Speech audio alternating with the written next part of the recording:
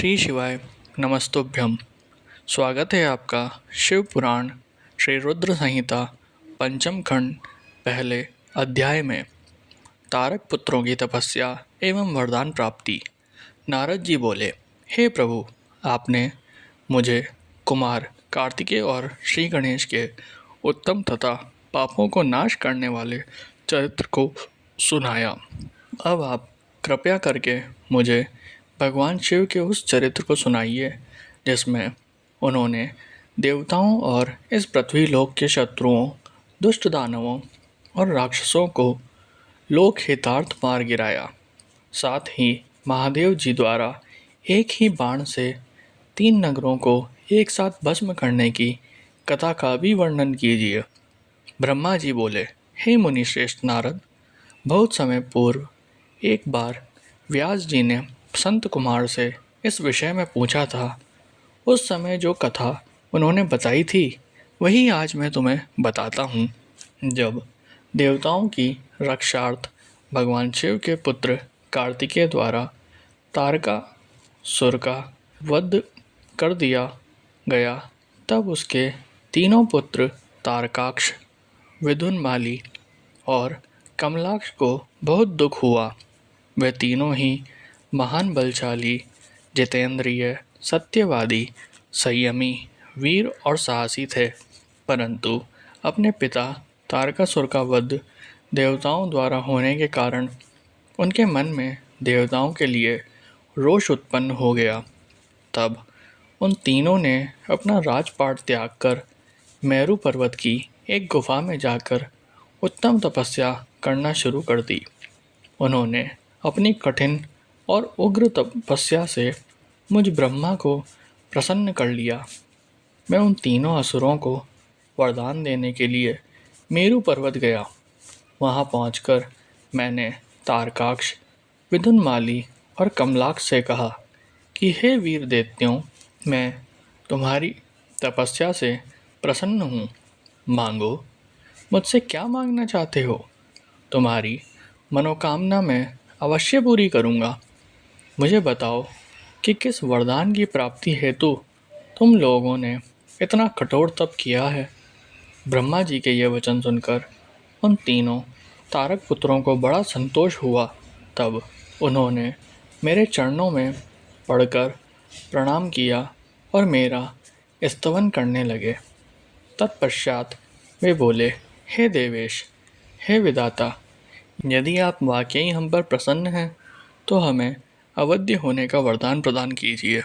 कोई भी प्राणी हमारा वध करने में सक्षम ना हो और हम अजर अमर हों। हम चाहें तो किसी का भी वध कर सकें। प्रभु, हमें यही वरदान दीजिए कि हम अपने शत्रुओं को मौत के घाट उतार सकें और निर्भयतापूर्वक इस त्रिलोक में आनंद का अनुभव करते हुए विचरें। कोई हमारा बाल भी बांका ना कर सके।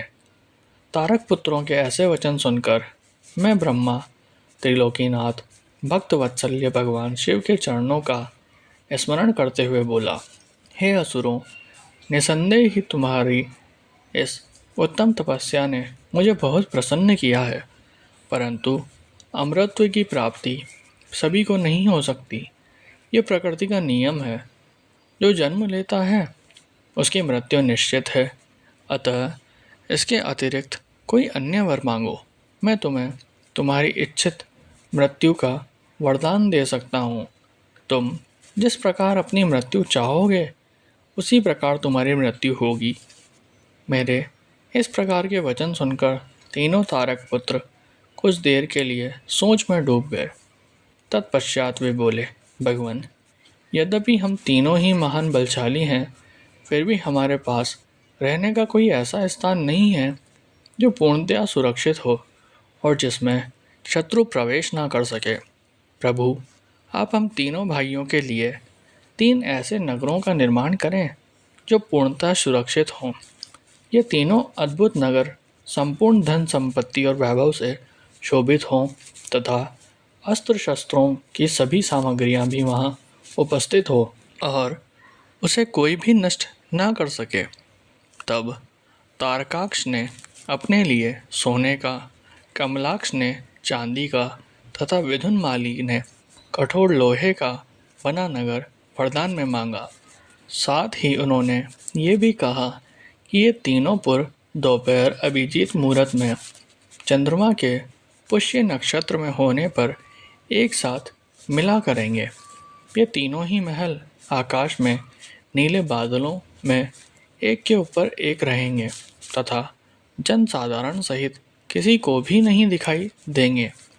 1 सहस्त्र वर्षों बाद जब पुष्क रावर्त नामक काले बादल बरस रहे हों, उस समय जब तीनों महल आपस में मिलें, तब हम सबके वंदनीय भगवान शिव असंभव रथ पर बैठकर एक ही बाण से हमारे नगरों सहित हमारा भी वध करें।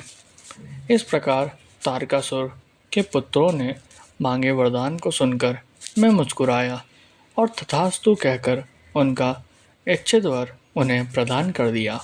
फिर मैं दानव को बुलाकर ऐसे 3 लोकों को बनाने की आज्ञा देकर मैं वहाँ से अपने लोक को लौट आया। मैंने मेहनत से तारकाक्ष के लिए सोने का, कमलाक्ष के लिए चांदी का और विधुनमाली के लिए लोहे के उत्तम लोकों का निर्माण किया। ये तीनों ही लोक सभी साधनों और सुविधाओं से संपन्न थे। इन तीनों लोकों का निर्माण होने के उपरांत वे तीनों अपने अपने लोकों में चले गए और मैंने उन्हें एक के ऊपर एक करके, एक को आकाश में, एक को स्वर्ग के ऊपर और तीसरे को पृथ्वी लोक में स्थिर कर दिया। तत्पश्चात तीनों असुरों की आज्ञा अनुसार मैं भी वहीं पर निवास करने लगा।